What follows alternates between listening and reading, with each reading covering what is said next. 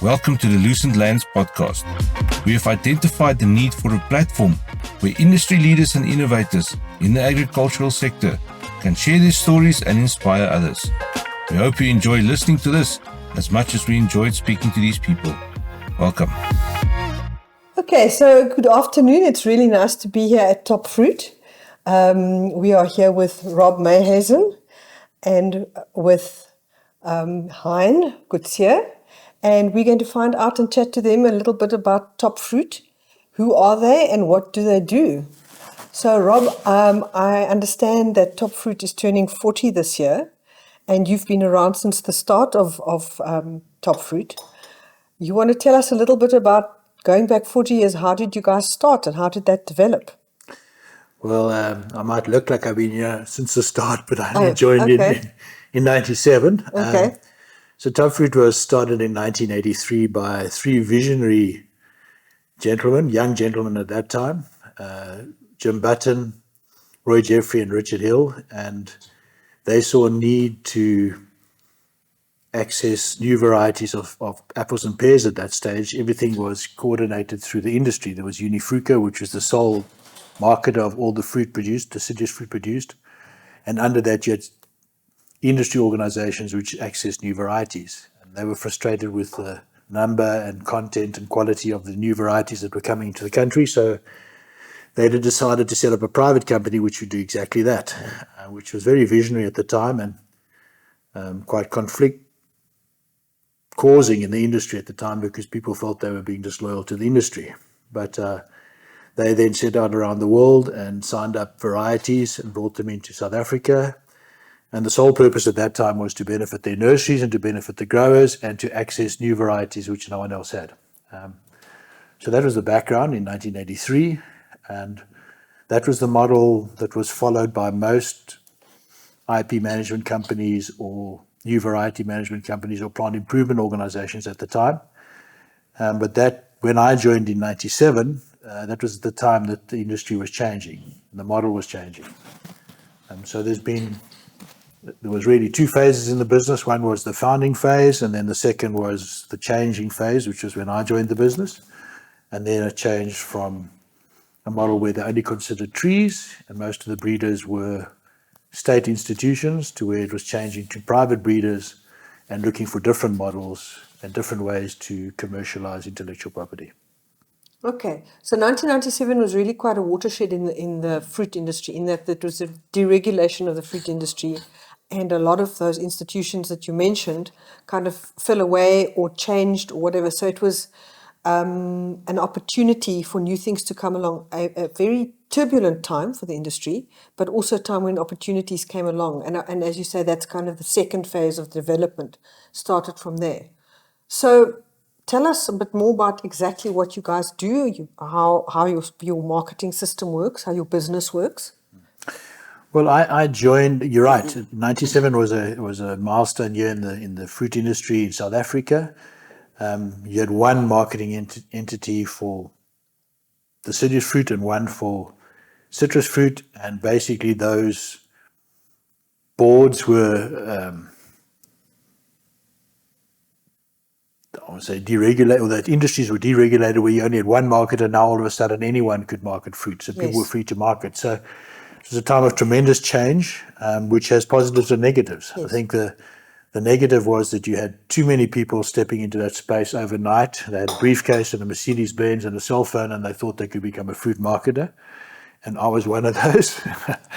And fortunately, I saw the value in intellectual property immediately, and I saw the value. I met TopFruit through a friend of mine, and I saw the value in intellectual property, and I said, well, long-term, the value in fruit marketing is going to be related to what you plant, which was quite a long vision.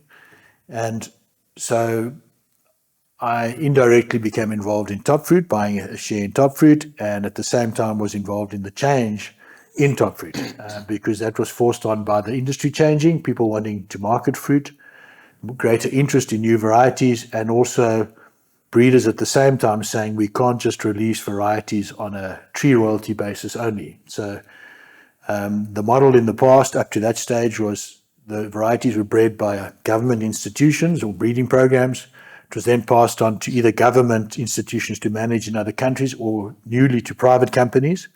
And they would find something of interest, bring it in, and sell as many trees as possible, as fast as possible, and it would go from a sought-after variety to a commodity again in a relatively short period of time. Breeding was being stopped by governments, and private breeders had entered the space, and they were saying we need a sustainable model. And so the model that people started investigating is charging a royalty on the tree and on the production. And in exchange for that, they would limit production or manage production, which would hopefully, and it's been proven in most cases, it's properly done, it would prolong the lifespan of a sought-after variety because you wouldn't have an oversupply. But in exchange for limiting the plantings, they would charge a royalty on the production and on the trees.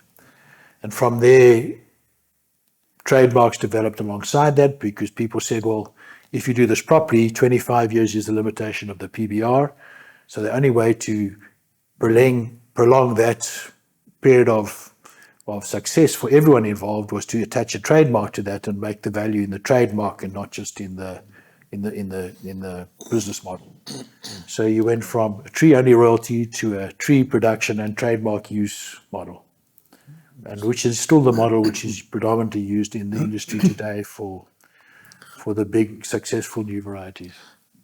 You said that the people weren't generally happy when they started with this model in the 80s. Why weren't the growers or the people very happy about that? Well, I think people in the industry weren't happy because they felt that what had previously been available de facto to everyone in the industry was now potentially going to be excluded because private companies had the right to decide who would be able to plant a tree. But in reality, nothing changed because they let everyone plant. And that's what caused the second change, which was when people overplanted and there was a need to find a model which was more sustainable. And that was when they started the production royalty, and then to make that even more sustainable and to add greater value to everyone, they started putting brands. And TopFruit, we were very fortunate to be linked to Pink Lady from the start, and that was really the varieties under the trademark and the system of release in the country, in the world, and attaching that to a trademark. And the global coordination of a lot of the activities is what created an industry around this kind of model. Okay, so very interesting. I just want to take it back so that we're talking at a level which might not be that clear to everybody else. So potentially what you were saying, an example of what you were saying about a trademark, you mentioned Pink Lady. Now, correct me if I'm wrong, but maybe you want to take this a little bit further, that Pink Lady comes from a Cripps Pink tree, but not all Cripps Pink apples make it to being the level or the standard of a Pink Lady apple. Is that correct? Is that kind of, am I understanding it correctly? That's the philosophy of a trademark, is that you would associate a trademark with the quality of a fruit of a variety. So Cripps Pink is the original variety. Since then, there have been mutations of Cripps Pink, which are improvements in color and taste and storage, which are now under the Pink Lady trademark. But all the fruit that is packed under the Pink Lady trademark has to be of a certain quality standard. And does this principle you've described now, does that relate to many other trademarks? All the brands in fruit, from that point on, attach a quality standard to the brand, because that's really your guarantee to the consumer of a good eating experience. In the past, people, if you bought a Golden Delicious, for example, you didn't have a guarantee whether it was a good eat or a bad eat. It was a Golden Delicious and you took your chance. The concept of a brand is that you will be pleasantly surprised or rewarded for buying a brand because the eating experience will be very similar, if not the same. And you could have confidence standing behind that brand because you know that the quality is of a certain standard. Correct. Yeah. Okay. Yeah. So it's value adding. The thing is, we have to sell a product. Yes. That's the whole fruit business is built around a product that needs to be sold because that brings in the revenue.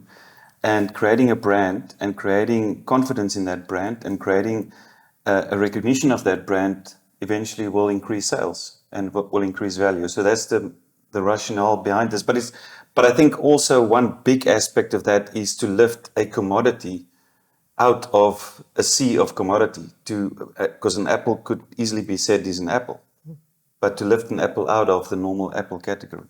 So to coin the very corny phrase, to compare apples with apples, you've got should. apples, and then you've got super apples. Yes, we try not to compare. Well, you don't even call them apples anymore. They're now pink ladies. Yes. So what's the Yes. stuff? Pink ladies. Oh, pink ladies, yes. Yeah, you don't. You So you don't. don't go and ask for an apple, you go and ask for a pink lady. Yes. You want the customer to go into the retailer or wherever the store is that they buy and say, I would like a pink lady, please.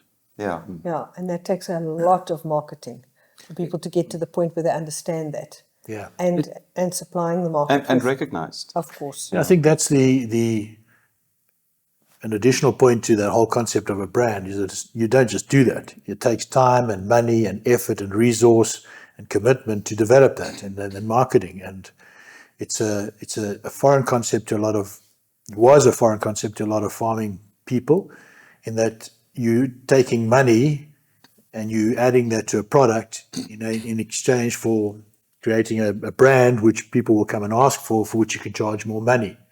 So to see it as an investment as opposed to a cost. Yes, I can imagine. And sometimes, especially in the beginning, that must have been a difficult sell. It was very difficult. And in the beginning years of TopFruit, we took the decision, very brave decision, by the directors at that time, to invest that money ourselves, because we couldn't get it back, all of it back from the growers or from the product. Yeah. So in terms of we understand what TopFruit does. Looking on a global scale, how high up the tree is TopFruit in size and what TopFruit does? Because there's other companies that does the same. Yeah, I think it's a very interesting question. I think TopFruit was unfortunate as well as fortunate. Its misfortune turned to be its good fortune. Because our economy and our fruit producing economy is so small, we quickly digressed from apples and pears to stone fruit, which is peaches, plums, nectarines, apricots and cherries, to table grapes, to berries, to kiwi fruit, to nuts. And we're now involved in IP management and trademark management across a wide spectrum of products, which is quite unique in the world, because most countries, their economy is so big or big enough that they can focus only on apples or only on table grapes. So we digressed into many, or diversified into many sectors, and with globalization and with technology, we then had skills which could be translated globally. So we've branched out into managing kiwi fruit programs globally, and managing nuts globally as an example. And we will probably look for opportunities, or the opportunities will come to us to be involved in other products globally. So you're just taking what you've learned in regionally and expanding it globally. But that's still at the infancy stages. That's very exciting, though. That is very exciting. So Wow. yeah, there's lots of opportunity. But that said, we're still very small compared with a lot of other companies, because of the size of the industry and their history and the But it's progression. interesting that it's quite unique that you have such a broad range of products of fresh produce. And are nuts considered fresh produce? I don't know. They're tree nuts. So. Yeah. Well, it's been considered as such a growing product or a commodity, as an alternative source of protein. Yes. That I mean, nuts has gone through several stages in the world, and I mean, in California, almonds is planted considerably. But I think if you look specifically at nuts, there's a growing concern about animal-based protein. Indeed. And all of these things goes very, very slowly, but it picks up momentum, and we see that definitely in the next 10, 20 years, nuts will be a big part of a lot of diets. So, but if you go into nuts, I mean, there's a plethora of nut varieties and nut types, and within that there's different varieties. But that makes it also exciting, because you will get a macadamia that works perfectly in Australia, but not necessarily in South America. But it can work in South Africa, or You can get pecans that only works in the States. So it's also, it's not necessarily fruit, but it's definitely something that's very part of our diet, or will be part of our diet.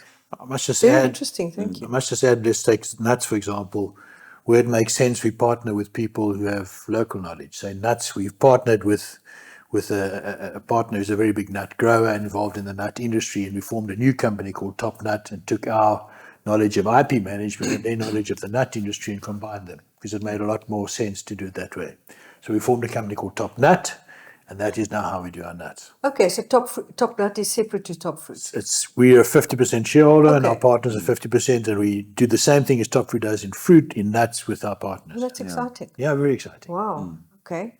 So I presume there's a lot of new, like you said, multiple cultivars of the same thing. Yeah. And I think that's the thing that's the beauty of the business for me. There's lots of things that I love about the business, but the beauty is that it's relationship driven.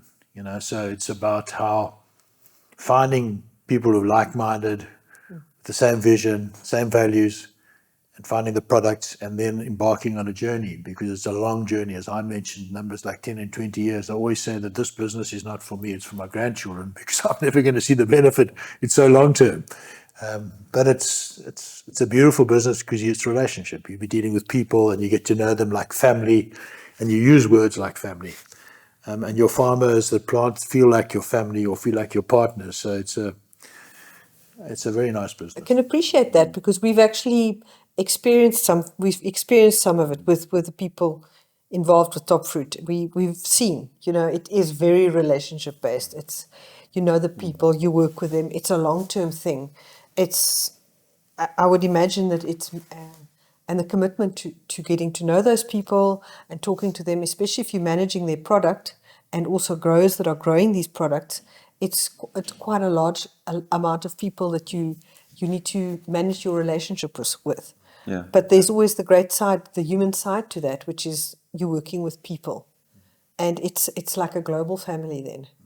And you're working with beautiful products because you're trying to find the best genetics, give it to the best growers to provide the best eating experience to the consumer who comes to experience it. And the fundamental principle underlying the whole business concept is that it must add value to everyone's lives. The consumer must have a better eating experience. The retailer must be happier to stock it. The farmer must be more successful in growing it. And then we can get our share of the pie. But we only can justify our share if everyone else gets benefit. So I find it quite a holistic model. So how does the process work? Somebody comes along and says to you, we have an excellent apple, pear, citrus or whatever from somewhere else in the world, and they say, we would like you to manage the IP in South Africa. Or do you go out and Or find do you look something? for them? How does it work? And then do you Well, it's evaluate them? networking. do you evaluate them on site? And how does the process work? The first point is trust. So most breeders or people who have varieties, it's like their children. Very few parents have bad children. So everyone who we meet, they come to you with fantastic children and they want you to agree with them that their children are fantastic. And hopefully they are. So it's about managing the relationship and about them trusting you to manage the relationship and their variety. So reputation is a big part of it, So that's why we say we don't tolerate bad behavior or reputation damage because it stops you developing your business or getting the next variety. So there's the trust issue. So they say, I trust you to look after my best interests with my progeny, which is what they bred, their variety. And then it's to have an honest discussion and to say, okay, the principle is we can only do this if the variety performs in our conditions. So then we will import it under best hygiene conditions, take it through quarantine, test it, make plants and evaluate it and see, are the children as great as they thought? And if they're not, we'll have to let them down gently and say, well, maybe this one's not perfect for us, but have you got some others? So we always try and maintain a relationship. And if the variety is great, then we will enter into negotiations for commercial terms and develop the whole system. But it starts with the trust and the relationship. But I can also see why you say that this business is for your grandchildren, because what you just described is a long-term process. Very long term. Yeah. But I think also the agronomist within TopFruit and people within TopFruit, you're very much aware of the industries you operate in. Might it be table grapes or apples and pears or stone fruit or kiwis, and you know what is the things that the growers are looking for. I mean, is it the early white seedless, or is it the late red seedless, or is it the apple that ripens in June or in December? Or you're very much in tune with what's needed in the industry. So you would very quickly, you'll be able to scan if somebody or if some variety could have commercial potential in South Africa. And then the whole process works with, as Rob said, with the relationships, and then the process part kicks in, where you have to bring the material into South Africa. All the legal requirements has to be fulfilled. Then it's testing. Then it's different microclimates, different soil types, different root stocks. So suddenly you get to 7-8 years after you've imported a piece of budwood from a variety to see, but okay, this could actually be very good. So that's where, if you then start commercializing, you go into the 10s and 20s of years to really have a variety that could have significance in the industry. And then there's also still the chance that you might be planting something in an area you thought it might work and then it doesn't. But that's agriculture. That's That's, agriculture. So Peter Alderman, who was been here a lot longer than me, always says you've got to kiss a lot of frogs to find a princess. No, but can appreciate that. but genetics is playing such a big part, and I mean, we think that we are operating maybe in the fruit industry and maybe in isolation. But I saw the latest plant variety journal now, and I didn't count, but I mean, there's over 10 new maize varieties registered with plant breeders' rights, and so each one of them brings some distinct property into what it can bring, maybe drought resistance or higher production or a quicker growth cycle. And that's where genetics comes in, exactly in the fruit business, to see how can genetics add value in situations where there's global warming, in situations where there's more extremes of temperature, in situations where there is global trade, so storage is necessary, and that's genetics brings that to you. And that's the interesting thing is it's never static. It always just moves. Yeah, my prediction is that in 100 years' time, everything we eat, genetics will play a role in it. My personal view is that hopefully it's not genetic modification and it's natural breeding and natural selection, because to me that feels the right way. But I think the current environment where your input costs are so expensive, your risks are so great, the grower has to start with the best genetics that gives them the best chance of success. So I think when I started out, people said, why do I need to talk to you about genetics? I'm growing all the commodities and I make enough money out of that. Yeah. But that has changed significantly. We've done a podcast that's going to come out soon with Renier Prince from Sengen in Worcester. All about the stuff. And we also asked the question about the GMO. It's a big thing on everybody's lips, is GMO. But it's actually very, very little things that it's actually GMO. Most of it is bred, like wheat. They breed it. They cross different cultivars till they get what they want. Yeah, with us, we don't. I mean, We don't do a GMO at all, but But in fruit, there isn't any GMO from what there is, but it's a very isolated and niche sector, and those people are going along a route, and the rest of the world's going on another route.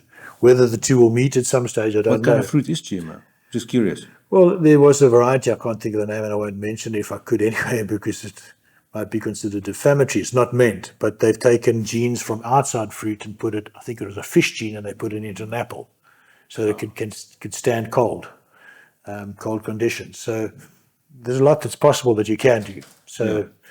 It's weird.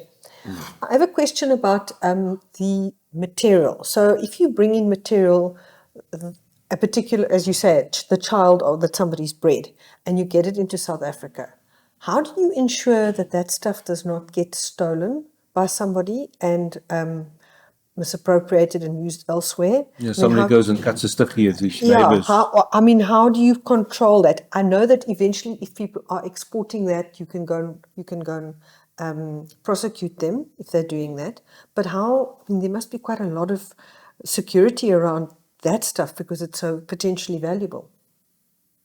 I think it's also it's a very good question. I think there's different countries with different levels of respect for intellectual property, specifically on plant material.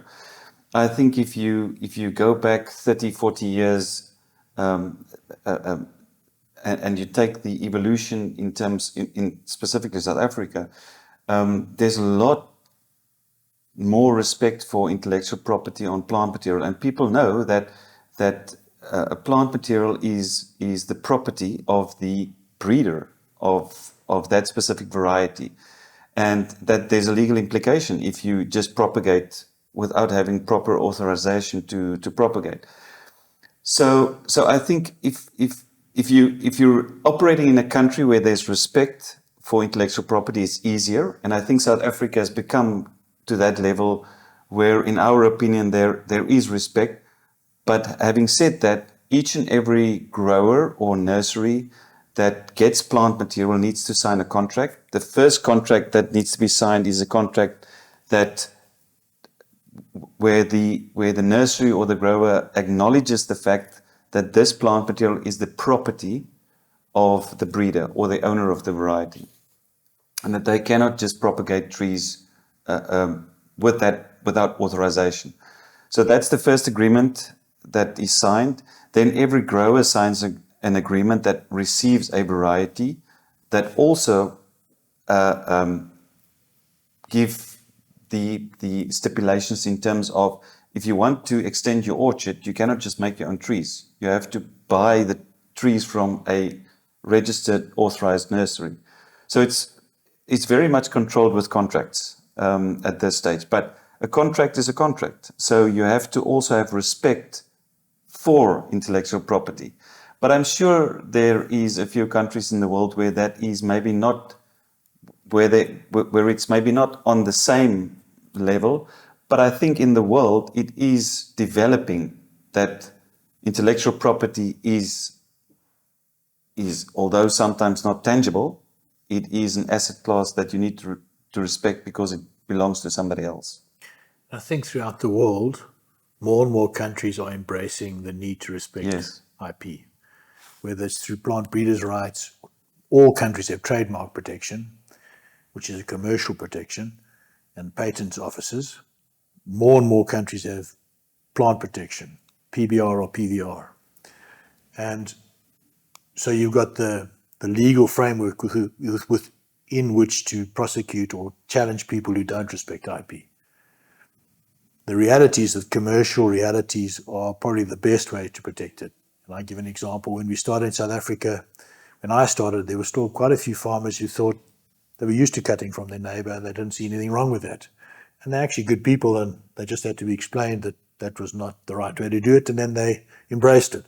But there still were one or two rogues who thought, well, we're just going to do our own thing and challenge us if you can. And there was one instance with Pink Lady that was illegally produced and shipped overseas, and we got hold of the managers on the other side.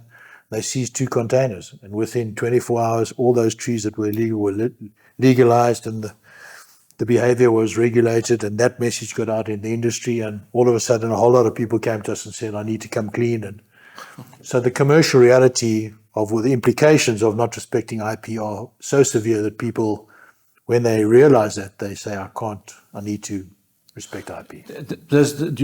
You said that it was intercepted when it arrived on the other side. Yeah. So do those people have a list of who's the registered growers? Or? Yes, so we had a list of all the registered growers who respected IP, and we sent our partners overseas. We knew that the container was being loaded. We sent so you details. knew there was one going. going. Yeah. Okay. Well, thank you for explaining So that. it wasn't one that arrived at a Sainsbury's and they've got a list of all the registered ones for Pink Lady for South Africa. They've got that on their books and saw, well, this one is not on my list. So it wasn't that. It wasn't that. No, it was just intelligence that we had. But those systems are being developed because all retailers know they have to respect IP. Yes. Yeah. You know, the consumer holds them responsible. You know, just the same as social behavior, welfare, all those things are protection of the environment are all becoming important. But it's becoming a worldwide phenomenon. I think now with Global Gap, there's also stipulation that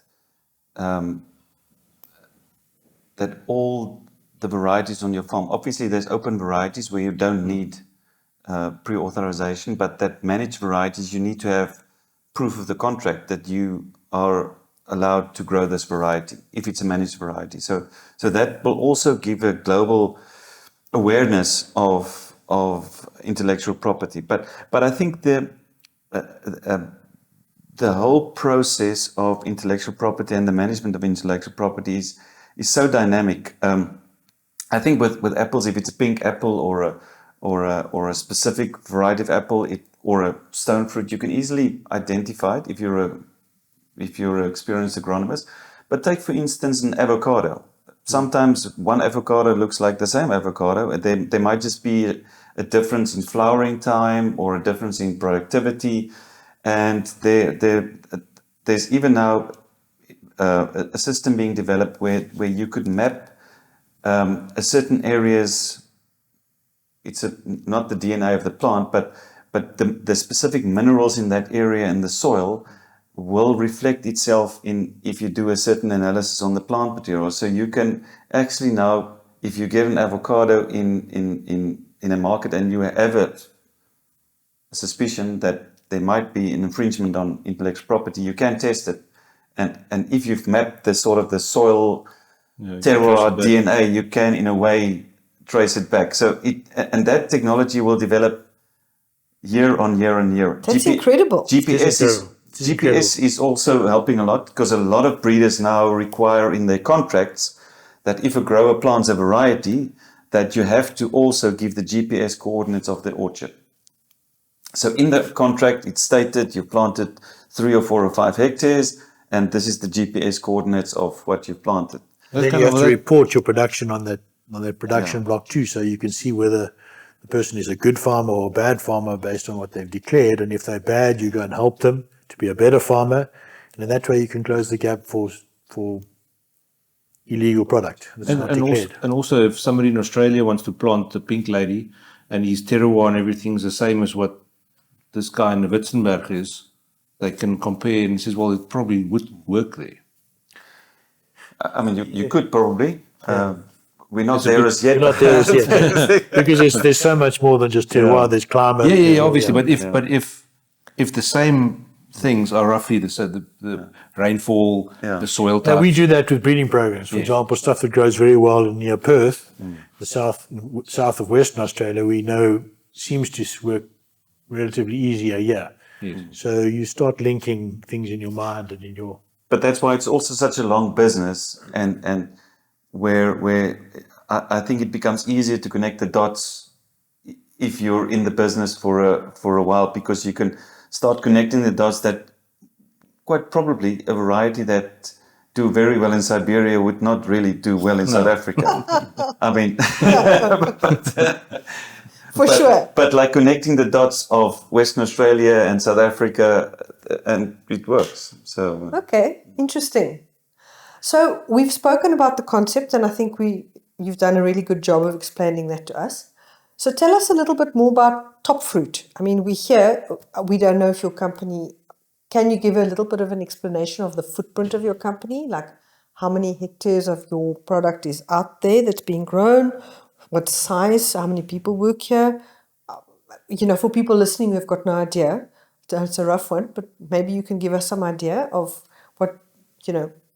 what is your business package? What do you guys do? I don't know how to explain that, but... Yeah, I think first of all, we're the custodians of, and well, maybe not an invention, but you can call it an invention from a breeder. Yeah. So we're the custodians in South Africa for a variety of a certain fruit type. So I think that's the basis of our business. We bring fruit varieties from all over the world. We test the adaptation, we test the commercial potential, and we release it into the industry. And the main aim is to add value to the breeder because he can get his variety planted in South Africa and in the southern part of Africa. He can get his varieties planted. But most of all, I mean, we also want to add value to a grower so that the grower could have options in terms of what he can plant on his farm, but also in terms of how he can increase his revenue on his farm. That's what we are for. So we have to add value to all stakeholders. I think TopFruit, as Rob has mentioned, is now 40 years old, and from I think a very slow start, and we talked about we measure it in decades, not really in years. Yeah. So actually we're now going into the 5th decade now. That sounds better than we're going into the 5th decade. So we are managing apples and pears, stone fruit, which is peaches, nectarines, and plums and apricots. Then we do table grapes, which is a big part of our business. Then also blueberries. And then also very exciting is kiwis. We are very excited about kiwis. I think kiwis was introduced in South Africa over 30 years ago with only one variety that was acidic, and you had to make it ripe for days to be edible. And now there's amazing genetics where you can have green fleshed, yellow fleshed, red fleshed kiwis that taste really, really, really nice. So we're excited about kiwis. Yeah, and so we are based in the Western Cape of South Africa, but we've got representation. Our agronomist and our representatives from our business units cover the whole of South Africa. So Rob, I don't know if you want to talk a little bit about our international perspective as well. You asked the question, how big are we? We've never really tried to It's determine. a difficult thing, you know, but like, It's not been important to us. So what's been important is that what we do properly, and people are happy with it, and And the varieties work. the varieties work. Yeah. So I can't tell you what percentage of the industry you are or how big you are. I can tell you we 50 people who work here. Some in the 35 in the office and 15 outside in the nursery. When I joined, we were 2 people. You know, that was 25 years ago. So the business has expanded quite some. But also, you know, we've invested heavily in value-adding support to the growers. So we try to be strong technically. So we employed people who develop technically and assist the growers to grow a better product and to grow it more profitably. So we invest heavily in our products and in our product lines. And as I said earlier, as we've been invited to participate in the rest of the world, we've got involved where we could and where we could add value. great. And if you guys look down the road into the future, you've grown quite a couple of new divisions. I know the kiwi's quite recent, and nuts is also not that old. How old is the nut business that you guys have been involved with? About 2 years. About 2 years after old, yeah. conception. Yeah. Yeah. So lots happening. When you look kind of in the next 5 to 10 years, what are your thoughts? We're particularly excited about the kiwis because we had an interview with Roelof de Tooy. Yeah. Yes. And I actually want to put his out now because they're going to, at the kiwi block, we interviewed him and it's coming up for harvest now. I think they harvested yesterday and today, the Dory block. Yes, they were in the Breeder Valley. Yes. Okay, I see things let me know because I want to take some photos of it. I We're quick in the day. We need to get there. We are very, very excited about kiwis. Yeah. It's a fruit type that's not so regularly known No. by the normal consumer, but the eating quality and the eating experience once you've tasted the kiwi, it's just amazing. And I think that we can see over the world. I think in South Africa, I mean, our kiwi industry is really, really small, but it's fairly well developed around the world. So And one kiwi fruit has all the vitamin C you need for a day. Good heavens. yeah, I also gather that our kiwi ripening season is a very good one for international marketing. yes, because That it's sort of early in the cycle. Yeah. So the dominant players in kiwi in the world is Zespri. It's a New Zealand company which represents, it's a single channel for all of New Zealand fruit. So They've done a phenomenal job of their brand and their products. And Extraordinary. extraordinary. One of the strongest, if not the strongest, no, one of the strongest fresh produce brands in the world. And sorry, but sorry, you carry on. So, And they've so dominated the space that they've created need for competition. So they can't supply all the demand. They are trying to supply most of the demand, and that creates people who can't be part of their system feel excluded and want to be in the kiwi space, so that creates opportunity.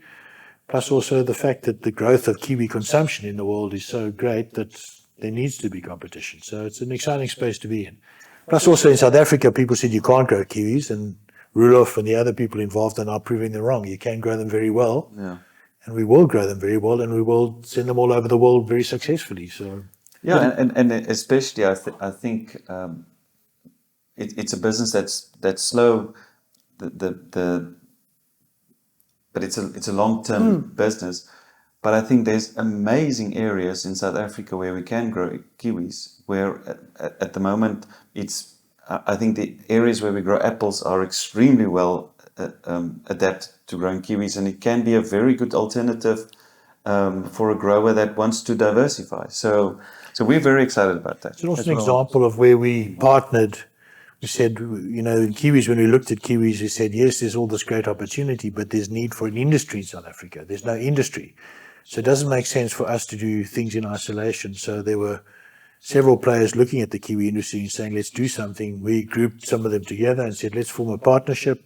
Let's form a business model where the farmers will feel safe. We'll all invest in the industry together and find the right varieties, give the right technical advice, grow them in the right way, pack them in the right way, market them together, and establish an industry. And so that's the model we're embracing in kiwis, which Fantastic. we're very excited about. And what's the uptake on that? Are there a lot of people growing kiwis? Is it moving? Is it happening? Yeah, I think there's very, very good uptake. I think like all good things, like all things in agriculture where there's a significant investment needed, people do look very carefully to see if it's going to work and what's the marketing possibilities. And so I think there's still there's a lot of people coming to our field days. There's a lot of people asking questions. There's a lot of people looking at the industry. But it's like you always wonder where the tipping point will be when it will be accepted that, hey, this can work. We can grow it in South Africa. But you need to have a little bit of a economy of scale so the innovators or the early adapters, that they're already there. But now you need the second part of the growers that will adopt the new varieties and the new technology. Because with kiwis, you have to have a structured. You can't just plant an orchard. You have to have a structure to have a trellis system. And you can imagine if you have a kiwi orchard with 50 tons of kiwis hanging from a trellis system, you need to have a fairly solid trellis system. So all of those things the growers are looking at to see, but listen, what is the commercial potential? But we also have to look at the investment. But I think it's already clear that the commercial potential is very, very good, and that irrespective of the investment, well, not irrespective, but that the investment could be very well repaid. So we first of all, we wanted to make sure that the varieties are working. Now wanted to make sure that the commercial model is working, and I think we are pretty much there. Oh, that's exciting. The thing I wanted to say is that a lot of people, if you say to them, what is a kiwi fruit? They think it's a subtropical fruit or tropical fruit, where it actually isn't. The Western Cape is the ideal. Yeah. I was in a kiwi block in George last year this time. And the interesting thing is we were there to film the irrigation, and he's got to wet the vines in the winter so to get enough cold units on them. And So it loses leaves, yeah. yeah, But agriculture is such an amazing. it's incredible. The technology and the science in agriculture is just so amazing, and that's why we're part of the South African fruit industry, and we're part of the innovation on that. Very much so. That's why we came to knock on your door. Because new varieties are so import. Yes. But even old trusted varieties with great technology can also be very profitable. Indeed. And that's a part of IP that's been recent to develop, but it's a significant part of IP, and that's improved mutations of commodities. We're fortunate to be involved with a Royal Gala or a Gala clone, which is great color, easier to pick, great eating experience, and the person who discovered that was passionate about making the best selection, found it, proved it was stable, registered its PBR, and now he's rolling it out as a commodity, and you just pay a royalty on the tree, but he's adding value to the farmer's life, so he's able to justify this royalty, and we're helping him to roll it out, and farmers are planting it and making more money from that IP. So it's a different model, but it's about adding value to everyone's lives. Okay, interesting. You touched on the consumer, the uptick in consumer demand for nuts. How is the production side happening? Are there growers growing a lot more nuts? Are there wide range of them? Are there new types of nuts coming to South Africa? There seems to be a lot of excitement about the nuts. And at the moment, a lot of people are still looking at exporting the nuts. So I believe the macadamia guys are also hitting a bit of a wobble with their main market, China, saying that they are producing enough. Am I correct? They struggled to get it out. Yeah, I think with nuts, you cannot just talk holistically. I think because a macadamia and a pecan and a almond is completely different. I mean, it's nuts, but it means... It's like saying fruit all in one category. Nuts all completely different. You have to sort of delve into the detail a little bit. I think like all industries, you have to work out the commercial dynamics within each industry. I think in South Africa, almonds have grown significantly. I think, in my personal opinion, we now get to a stage where there's a critical volume planted, but now there's serious need for processing. And if you really want to get the value out of say almonds, you have to go into processing, because then you have to go, and then the vegan lifestyle comes in, where almonds plays a very, very big role with almond milk and almond flour. And so the fresh consumption of, say, almonds is actually a very small, in the global trade of almonds, it's actually a very small percentage of the sales. The rest is processed, almond oil for shampoos. I mean, take a bottle of shampoo and read how many shampoos has got almond oil in it. So that's where almonds, you go to the second level of processing, where the almonds in South Africa that has been planted up until now fairly much has been consumed fresh, but now it goes into another level. I think if you go to macadamias, most of it has been consumed fresh.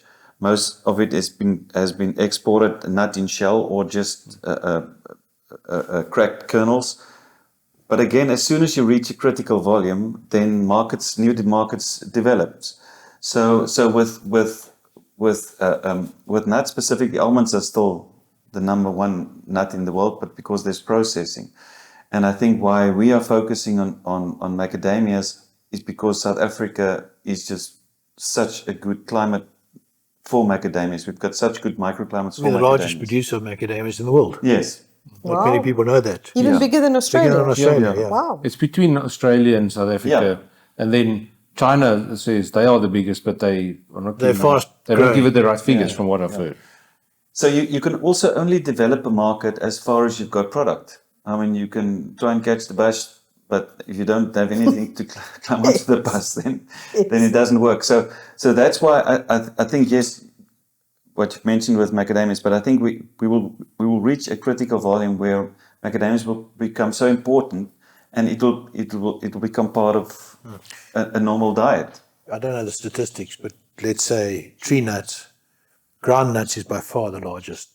Okay. Peanuts. Peanuts.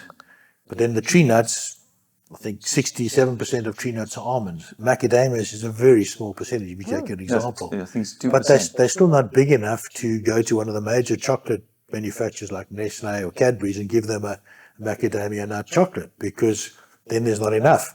So that's the challenge that all of these sectors gotta have, grow is to little develop. bit by Yeah, bit. all Okay. of a sudden you got too much, then you have to develop a new sector. So And it's there's lots of taken opportunity. many years to come into production. Yeah, most of the hazelnuts in the world are into Ferrero Rocher. Yeah. So And the thing is,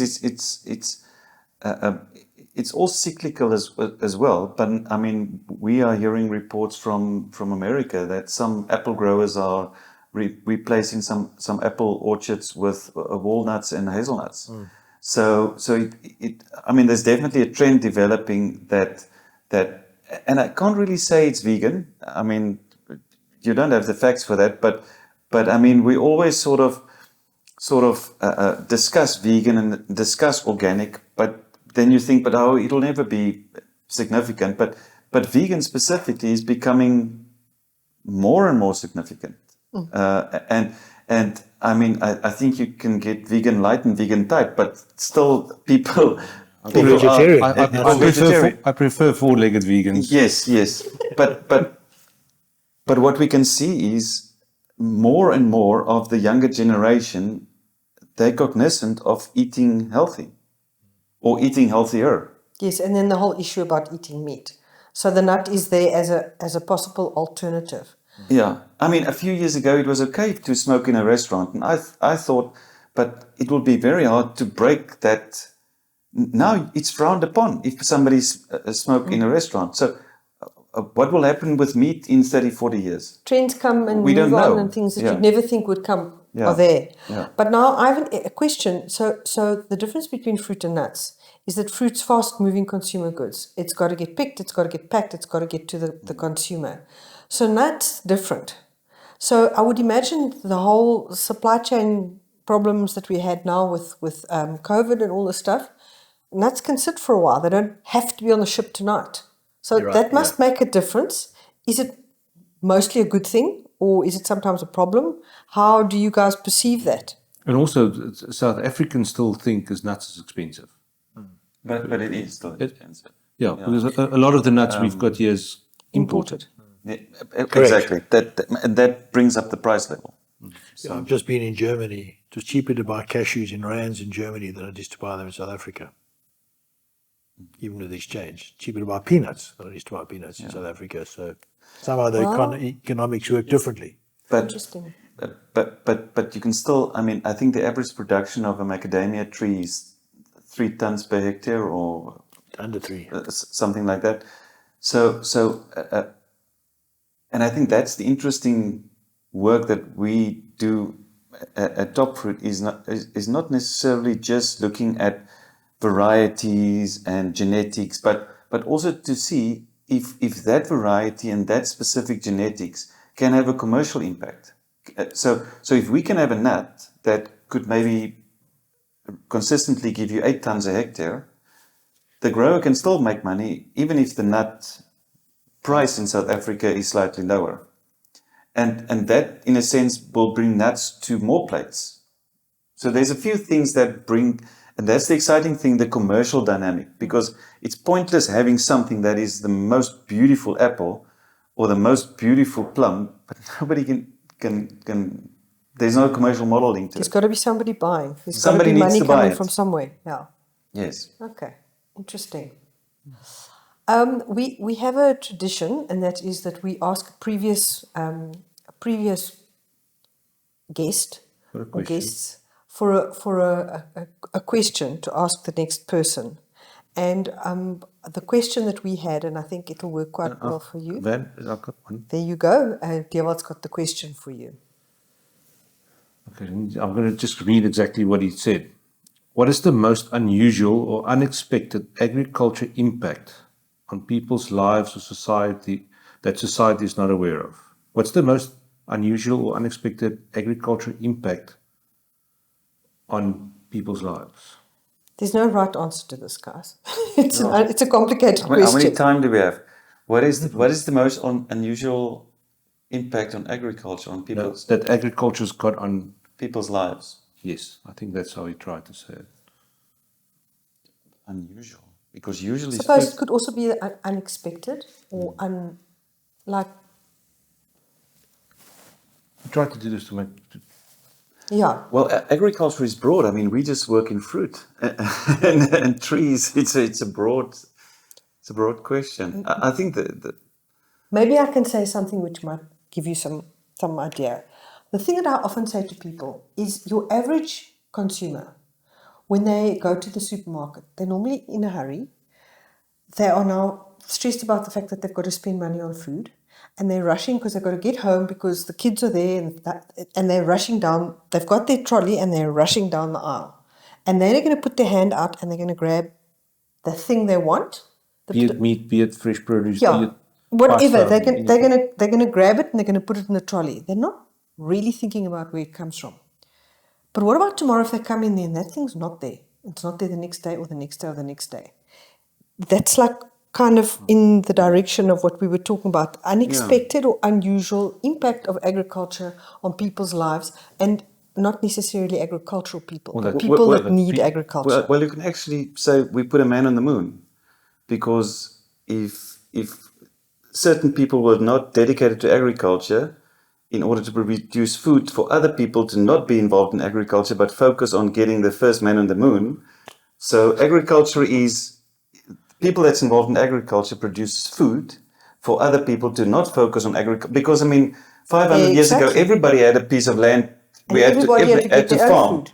Yeah. But because there's genetics, because there's farming, other people could specialize in being a doctor or being a lawyer or putting somebody on the moon. Love your answer. Do you have anything to add, or are you happy to rest with what you put have to somebody say? on Mars. I'm happy to go with Heinz. There you go. Well, I love the fact that when we ask questions, we never know what the answer is going to be, and it's always a surprise. Yeah. So that's a great one. Thank you very much. And it's random questions. Yeah. But I've got something. So, okay, in South Africa we grow fruit mostly to be exported. How are we going to get the local South African public more educated as to what is IP? Where does this thing come from? Because most people just know apples red, and grapes are green and grapes are black. Sure. What more can we do? Because sitting with some of the logistic problems we've got at the moment, there's people in South Africa that has got the financial means to buy top-end fruit, but they just don't know it. I think there's 2 or 3 things that you can do. I mean, for example, we've very successfully developed the sales of Pink Lady apples, a branded product in Africa. And it took us 5 years to persuade the first exporter to pack it as a Pink Lady apple, because everyone said they don't want it. It's not their taste profile in the rest of Africa, generalizing. It's not their taste profile, they don't have the money, and they don't care about brands. Well, it's completely the opposite. People want brands in Africa because if they're going to spend money on an apple, they want to have a good eating experience, and they've had lots of bad eating experience. Secondly, they're happy to part with more money to get what they want. And thirdly, you've got to get the product there. So I think it's the same thing in South Africa. If we can get the products available and it delivers on the eating experience and you're giving a good message, that's how it will get out there. And I'm sure it will be a success. I'm 100% sure. Same as people saying people who can't afford it won't buy Nike or any of the other big brands. People want to buy what they want. They want to have a choice. Yeah. When we were in the States now, August, it was interesting that all the farms, they market directly in the shops to the people. And take, for instance, grapes. We know what grapes should taste like and look like. But anybody that's walking in, unless they're buying it at the Woolies in Cavendish Square, Woolies and Worcester don't even hardly stock any of the flavor profiles. So the people there just don't know. But I think also, and I don't know who coined the phrase, but it's fairly applicable. Health is the new wealth, and that's fruit. indeed. It's a diet of fruit and veg. And nuts. And nuts. Don't forget the nuts. Of course. Okay. Yeah. So thank you. Is there any kind of parting comment you'd like to add for the people that are listening about what you guys do, or a wrap up of anything that you'd like to comment? You don't have to, but if we've missed anything. Just to say thank you for the conversation. It's been very stimulating and very pleasurable talking about it. And to the people out there listening, go and buy something that you've never tried before and see if it's a good experience. And if it is, then buy it again. Thank you very much. It's been very, very stimulating and interesting, and the very best of luck to TopFruit. Keep Top it up Nut. there on top. Thank you. and Top Nut. And Top Nut. And we'll pop in and visit again sometime. Thank you. Thank you. Pleasure.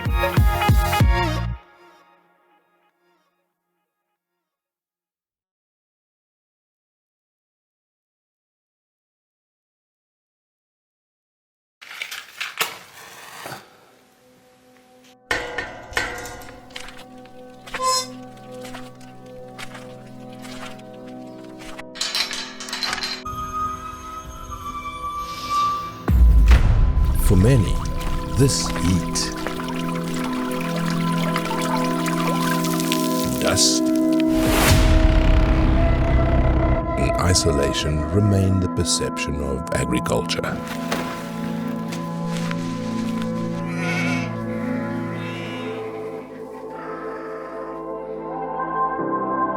However, in the 21st century, agriculture is an exciting high-tech sector that feeds the world.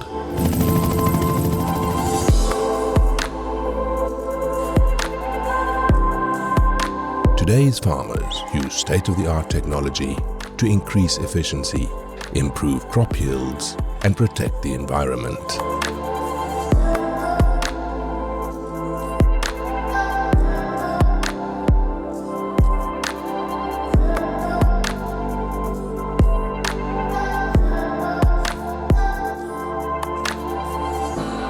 As Lucentlands Media works exclusively in the agricultural sector, showcasing the sector is our passion and our commitment. We engage our creative approach through expert knowledge and new technologies.